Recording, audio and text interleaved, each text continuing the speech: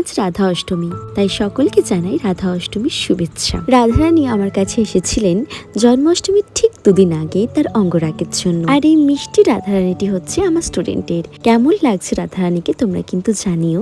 তারপরই আমার কাছে চলে আসি লাড্ডু গোপাল তার অঙ্গরাগ করতে। যেহেতু অনেকটাই বেলা হয়ে গেছিল আর গোপুসোনার সেবা দেওয়ারও সময় হয়ে গেছিল, তাই আমি চক্ষুদান করার আগেই গোপুসোনাকে খাবার দিয়ে দিয়েছিলাম। এখানে যদি কোনো রকম ভুল ত্রুটি হয়ে থাকে তোমরা পারলে আমাকে ক্ষমা করে দিও, আর আমাদের গোপুসোনাকে কেমন লাগছে সেটা কিন্তু জানিও। এরপর রাধারানীকে স্টুডেন্টের হাতে তুলে দিয়ে আমরা সকলে মিলে চলে আসি মেলা ঘুরু ঘুরু করতে। আর যা মাত্রই আমরা অনেক জিনিস কিনে নিয়েছিলাম।